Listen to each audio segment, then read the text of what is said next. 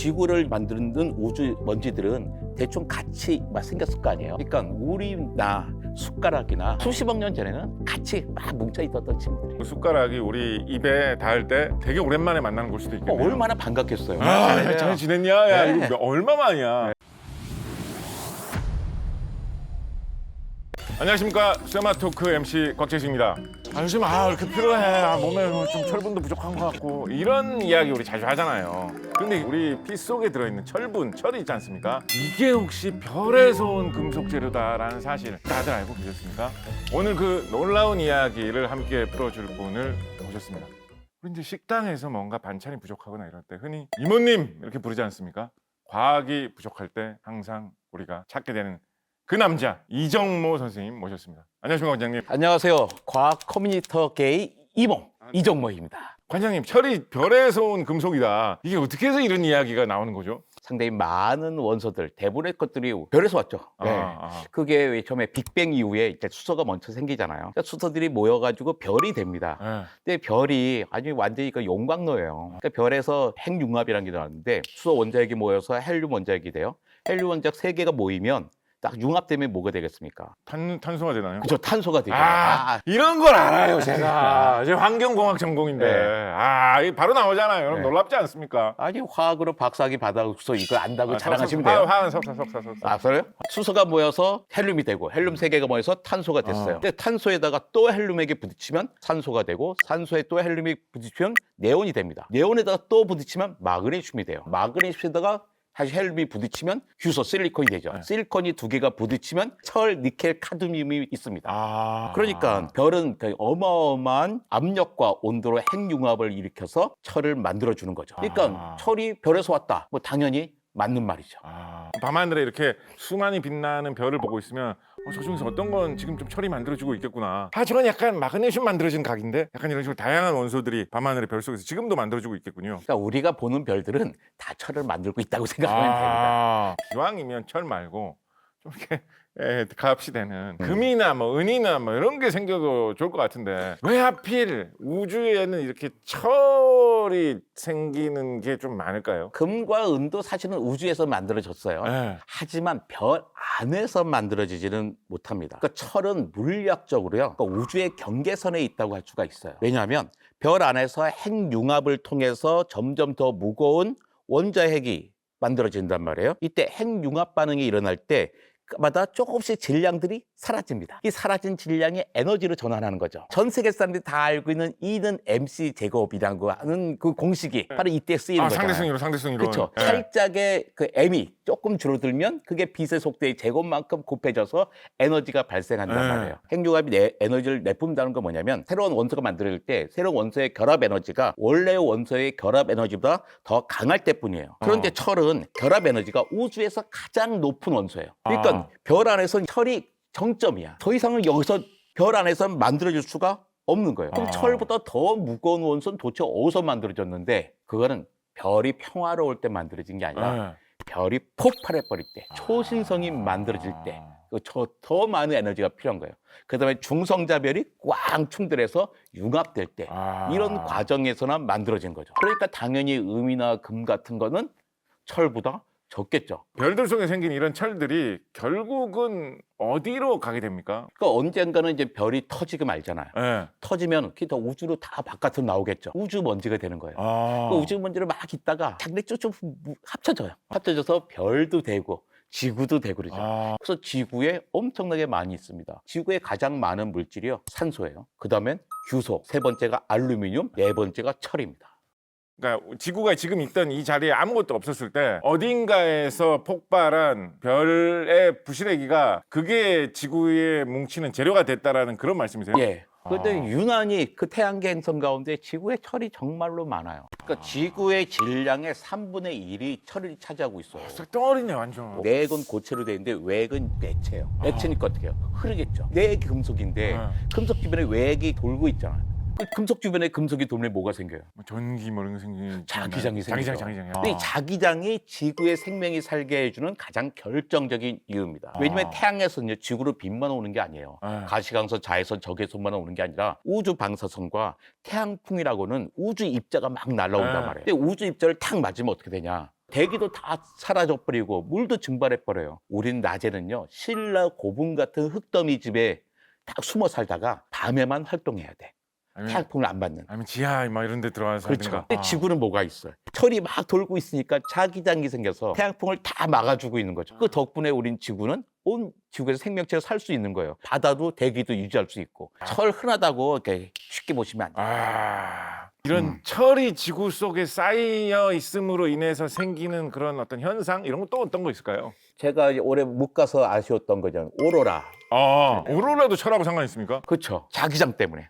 자기장이 쫙 있는데 가장 자기장이 약한 부분이 있어. 남극 북극 이런 쪽에. 이런 쪽에 우주의 입자들이 와서 자기장과 점점 번쩍번쩍해서 보이는 게 바로 오로라는 거죠. 근데 가끔가다 우리 우리나도 오로라 보면 좋을 텐데 이런 게 있잖아. 그러면 큰일 나는 겁니다. 그만큼 방사능 게 그렇죠. 많이 들어온다는 안 뜻이니까. 좋은 거죠. 그리고 옛날에는 하늘도 빨갛고 바다도 분홍색이었단 말이에요. 바다가 바다도 분홍색이었다고요? 분홍색이었어요. 이거 이제 진짜예요? 진짜 투명해진 거 얼마 안 돼. 일단 25억 년쯤 전에 대산화 사건이라는 게 있었어요. 그때 바다에 시아노박테리아라고 하는 미생물이 산소를 만들어내기 시작하면서 바다 속에 떠있던 철분들이랑 막 결합을 하죠. 산소를 내뿜으니까 그 산소 때문에 철이 약간 녹슬듯이 이렇게 그쵸. 산화 반응이 일어나면서 그래서 Fe2O3가 된다면 철광석이 되는 거예요. 쭉 가라앉게 됩니다. 그래서 바다도 투명해지고 하늘도 이제 파랗게 되는 거죠.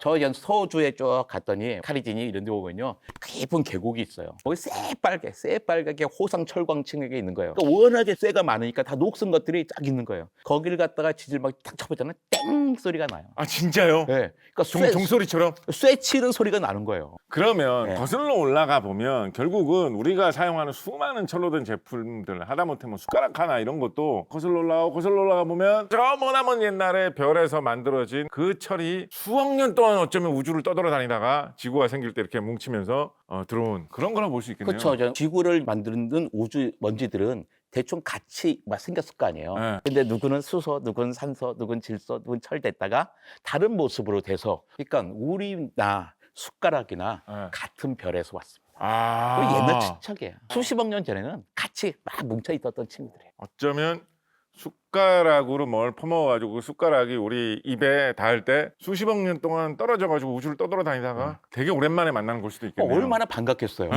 잘 지냈냐? 야, 네. 이거 얼마만이야? 네. 아니, 89억 년만 아니야?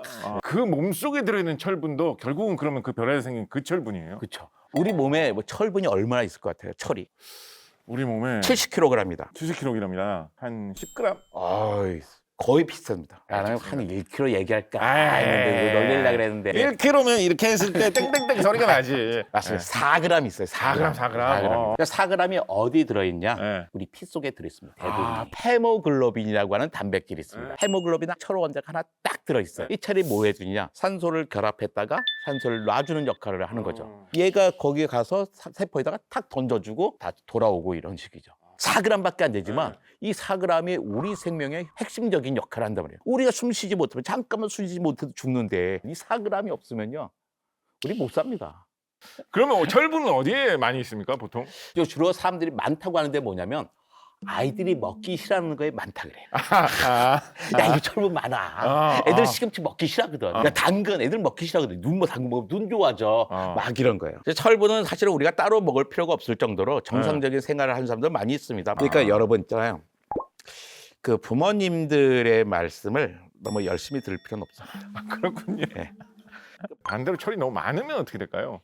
그러니까 항상 과유불급이라는 게 있잖아요. 모자라면 문제지만 많아도 더 문제죠. 그러니까 철이 많으면 어떻게 될까요? 철분이 그 자유로운 형태로 돌아가잖아요. 그 얘가 어떻게 되냐면 산소와 반응을 해요. 그 산소와 반응을 해서 산소를 활성산소를 만들어 버린 거예요. 활성산소는 또 온갖 다니면서 유전자도 문제를 주고 단백질도 문제를 주는 거죠. 뭐 노화를 일으킨다 이런 얘기도 많이 노화를 하더라고요. 일으키죠. 간경화, 간암, 신부전, 당뇨의 원인이 되기도 해요. 또 혈색소증이라는 게 있잖아요. 이건 뭐냐면 철분을 너무 많이 흡수해서 생기는 병이에요. 그래서 철분을 뭐 지나치게 많이 퍼먹는 일은 없으니까 나 철분 많아지면 어떡하지? 나 이거 조금 시금치 조금 먹어야 돼. 그럴 필요는 전혀 없다는 거죠. 그러면 약간 좀 위험한 이야기일 수도 있는데 소신대로 말씀해 주시면 좋겠습니다. 철분제 굳이 먹을 필요 없을까요 그러면? 의사가 먹으라면 먹습니다. 의사 선생님께서 당신은 철분 너무 부족하니까 먹어야 될 것 같습니다. 네. 라면 먹고 먹고 네. 난 좀 철분이 부족한 것 같아. 인터넷 보니까 이거 철분이 부족한 거네. 먹어야 된다. 그런 걸 먹는다고 해서 크게 나빠지지 않아. 먹어도요. 다 우리 몸은 알아서 다 배출해 줍니다. 몸에 나쁘지 않아.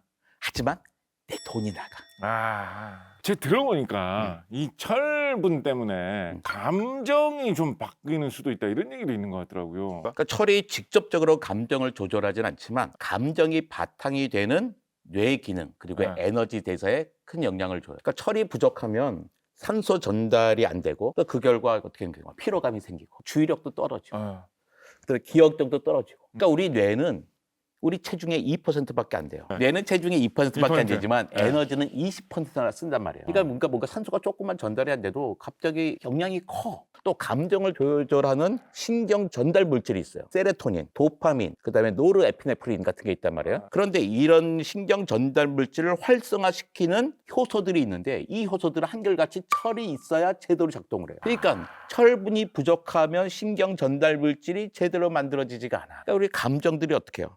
감정의 균형이 깨져요. 그래서 또 우울감, 무기력, 그다음에 의욕 저하 이런 게 생기는 거죠. 철기 시대가 수천 년 동안 진행되어 왔는데 요즘 뭐 플라스틱 이런 거 워낙에 많이 쓰고 여러 가지 신소재 이런 것도 되게 많이 사용되고 있어가지고 지금은 이제 철의 시대가 좀 끝나가고 있지 않느냐 이런 이야기도 있지 않습니까? 그 말이 한 절반 정도 맞는 것 같아요. 그래요? 철에 전적으로 의지하던 시대가 우리가 잠깐 있었죠. 그러다가 어느 정도 대체제가 생긴 거예요. 플라스틱, 뭐 카본, 새로운 소재잖아요. 근데 플라스틱과 카본이 모든 걸 대체하지는 못해요. 우린 여전히 철에 의존하고 있습니다. 철의 장점이 뭐예요? 잘 늘어나고 휘어지고 그러면서도 단단해. 그러면서 전기도 잘 통하고 열도 잘 전달해주고. 플라스틱 갖고 우리 난로 만들 수 있어요? 힘들죠. 녹으니까. 안 된단 열을 말이에요. 못 견디니까. 그다음에 또 강자성을 띠는 물질 있잖아요. 철. 이게 없으면 자석이 안 돼. 자석이 안 되면 어떻게 돼요? 우리 발전 못 해요. 이제 전기차 사가지고 전기차 다 타고 왔거든요.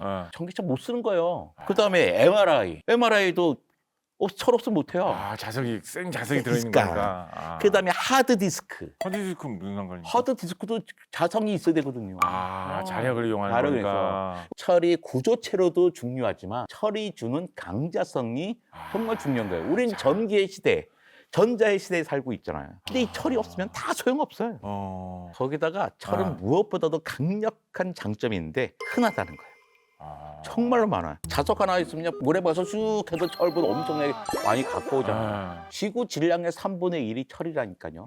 이렇게 많아요. 새로운 소재는 아주 작은 부분을 대체할 부분이지 우리는 여전히 철의 시대에 살아갈 수밖에 없어요. 요즘은 철이 다시 자연으로 돌아가고 있다라는 뭐 그런 말도 들리는 것 같습니다. 대표적으로 이야기하는 게 수소 환원 제철이라는 말도 이야기를 하고 있거든요. 이게 뭔지 설명해 주신다면 어떻게 설명해 주시겠습니까? 철이 다시 자연으로 돌아가고 있다. 아주 적절한 표현인 것 같아요. 그러니까 우리 철이 Fe라는 상태로 존재하지 않거든요. Fe2O3 형태로, 철광석 형태로 있어요. 여기서 Fe를 끄집어내야 돼. 산소를 떼내기 위해서 어떻게 되냐면 석탄을 마구 태웠어요. 거기에 탄소를 이용해서 산소를 끄집어내. 그때 뭐가 생겨? CO2가 생기는 거죠. 그러니까 이산화탄소가 요즘은 온실가스잖아요. 그 방법을 찾아낸 게 바로 수소 환원 제철법이에요. 그러니까 Fe2O3에 탄소를 쓰는 게 아니라 여기에 수소가 뭐가 나오겠어요? H2O 물이 나오는 거죠.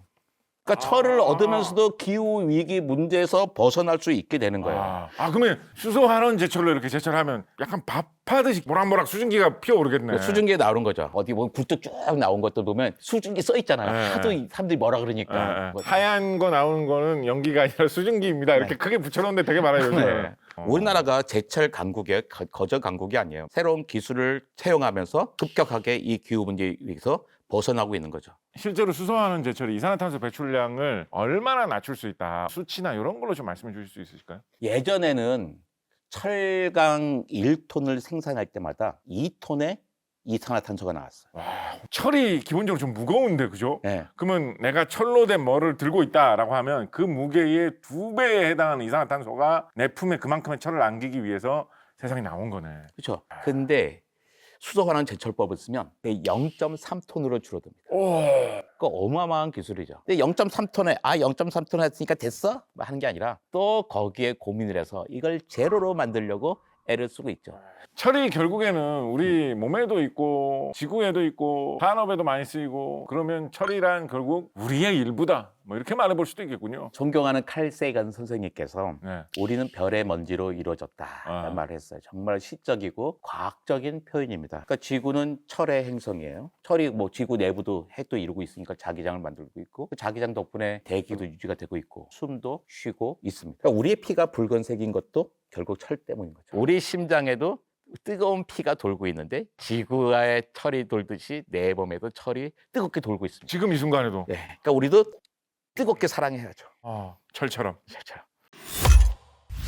우리가 매일 숨쉬고 움직일 수 있는 이유, 그 시작은 별의 폭발이었고 그 흔적이 바로 우리 몸에 있는 철이었습니다. 쇠마토크는 다음 이 시간에도 세상에 숨어있는 흥미로운 이야기를 찾아오겠습니다. 감사합니다.